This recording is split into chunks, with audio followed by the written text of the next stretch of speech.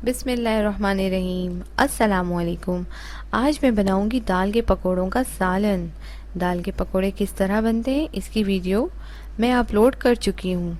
जिन लोगों ने नहीं देखा वो जल्दी जल्दी रेसिपी नोट कर लें। चने की दाल को पानी में 4 घंटों तक भिगो कर रखें। जब दाल अच्छी तरह से फूल जाए तो इसे ग्राइंडर कर लें। दाल के पेस्ट में इन चीज़ों को शामिल करें: कटी हुई हरी मिर्चें 3 से 4 अदद, बारीक कटी हुई प्याज 1 अदद बड़े साइज़ की, हरा धनिया कटा हुआ 3 से 4 टेबल स्पून, अदरक लहसुन का पेस्ट 2 टेबल स्पून, नमक हस्बे जायका। इन सब चीज़ों को दाल के पेस्ट में अच्छी तरह से मिक्स कर लें। जब तमाम चीज़ें अच्छी तरह दाल के पेस्ट में मैरिनेट हो जाए तो इसे ढाँप कर आधे घंटे के लिए रख दें। आधे घंटे के बाद 1 कप तेल गरम करें और इसे पकोड़े फ्राई कर लें। ये ले जनाब, गर्मा गर्म पकोड़े तैयार हैं। अब इन पकोड़ों से हम आज सालन बताएंगे।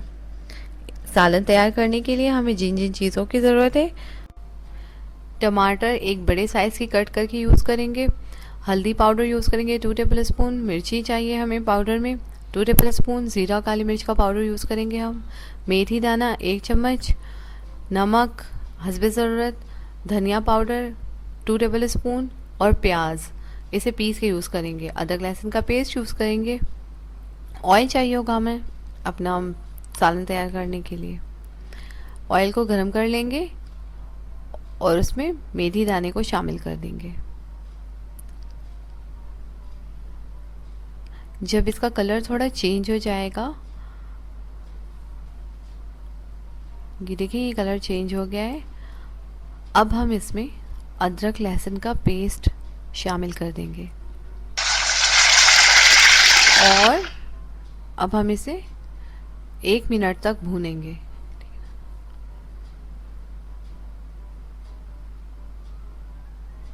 ये अच्छी तरह से भुन गया है। अब हम इसमें प्याज का पेस्ट जो हमने बनाकर रखा था वो शामिल कर देंगे।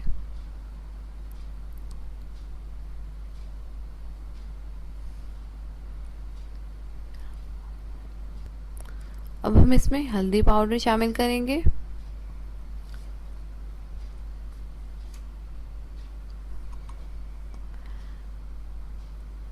मिर्च पाउडर,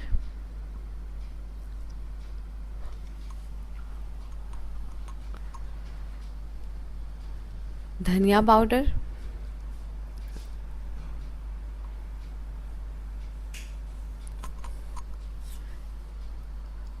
अब इन तमाम चीज़ों को अच्छी तरह से मिक्स कर लेंगे। ये अच्छी तरह से भून जाए इसलिए इसमें थोड़ा सा पानी शामिल करेंगे,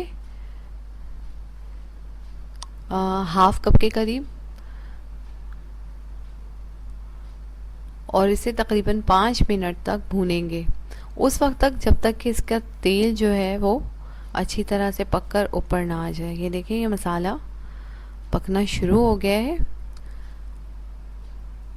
आफ्टर 5 मिनट्स ये देखिए ऑयल जो है हमारा तकरीबन ऊपर आ गया, मसाला बहुत अच्छी तरह से भुन गया है, खुशबू बहुत अच्छी आ रही है इसके भुनने की।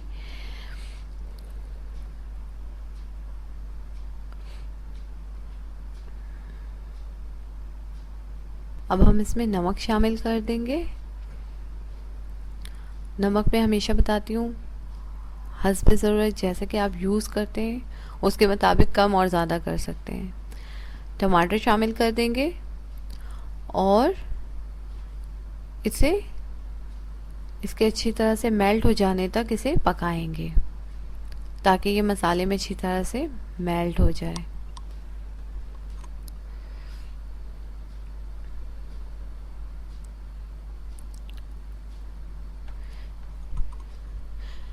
ये जल्दी से मेल्ट हो जाए इसलिए मैं इस पे लिड लगा दे रही हूँ। चंद मिनट के बाद ये देखिए टमाटर अच्छी तरह से मेल्ट हो रहा है। अब हम इसे चमचे के साथ अच्छी तरह से भूनेंगे ताकि जो भी टमाटर अच्छी तरह से मेल्ट नहीं हुआ है वो पूरी तरह मेल्ट हो जाए। अब मैं इसमें पानी शामिल करूँगी। ये तकरीबन ½ लीटर पानी है।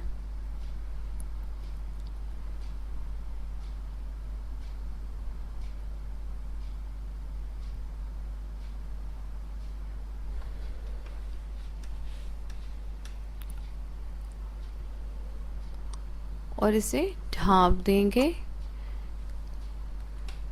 जब ये अच्छी तरह से पकना शुरू हो जाएगा, ये देखें ये अच्छी तरह से पकने लगा है।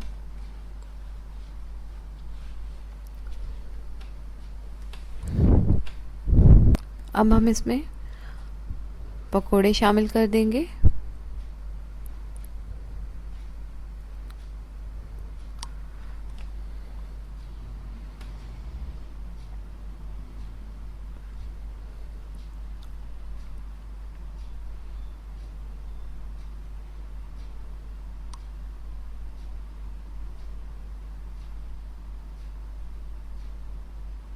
अपने तमाम पकोड़े हम इसमें शामिल कर देंगे ताकि ये इस ग्रेवी के साथ अच्छी तरह से पककर तैयार हो जाए। ये अंदर से सॉफ्ट हो जाएंगे, जूसी हो जाएंगे इस ग्रेवी की वजह से। बहुत ही लजीज खानों में से एक खाना है ये। अब हम इसमें ज़ीरा काली मिर्च ऐड कर देंगे और इसे अच्छी तरह से मिक्स कर लेंगे।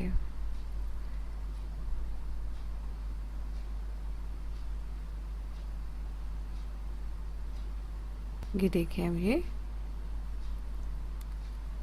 पकना शुरू हो गया है। इसे हम तकरीबन 5 मिनट तक इसी तरह पकाएंगे। और देखिए 5 मिनट के बाद ये अपनी साइज से डबल हो गया है। अब हम इसे डिश आउट कर लेंगे। अगर आपको मेरी वीडियो पसंद आई हो तो प्लीज़ इसे लाइक करें, सब्सक्राइब करें, शेयर करें, कमेंट्स दें, हमारी हौसला अफजाई करें। आपके कमेंट्स का इंतज़ार रहेगा। अपनी दुआओं में याद रखें। अपना बहुत ख्याल रखें।